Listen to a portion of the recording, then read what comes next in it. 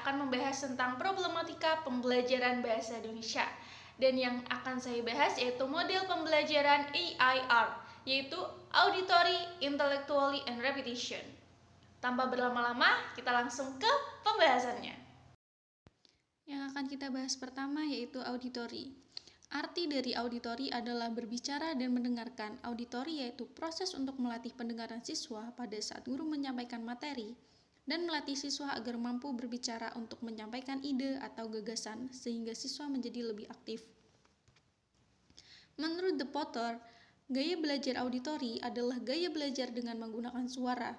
Kegiatan yang membantu dalam auditory adalah membuat beberapa kelompok siswa, kemudian perwakilan dari kelompok mempresentasikan hasil diskusi secara bergantian.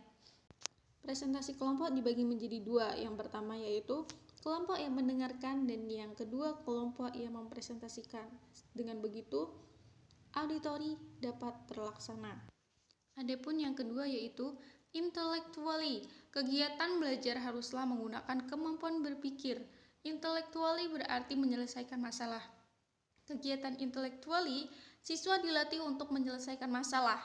Menurut Dave Meir, aspek intellectually dalam belajar akan terlatih jika pengajar mengajak peserta didik untuk terlibat dalam aktivitas seperti pemecahan masalah, menganalisis pengalaman, mengerjakan perencanaan kreatif, melahirkan gagasan kreatif, mencari dan menyaring informasi, dan merumuskan pernyataan. Dalam hal ini, kegiatan siswa adalah dengan adanya tanya jawab berdasarkan hasil presentasi dan memecahkan masalah dari penyajian beberapa masalah yang diberikan oleh kelompok penyaji makalah. Aspek dalam intellectually adalah kemampuan siswa dalam berpikir, bernalar, konsentrasi, mengamati, menemukan dan menyelesaikan masalah, sehingga guru mampu mengarahkan peserta meningkatkan semangat siswa dalam berpikir guna tercapainya kemampuan koneksi matematis siswa yang maksimal. Kemudian repetition, arti dari repetition adalah pengulangan. Repetition ditunjukkan untuk melatih pemahaman siswa dengan cara pengulangan materi. Menurut Ngalimun, repetition yaitu pengulasan yang bertujuan mendalami dan perluas pemahaman siswa yang perlu diasah melalui pemberian soal, tugas, atau kuis. Repetition diberikan untuk mentransfer informasi yang telah diperoleh ke dalam memori panjang.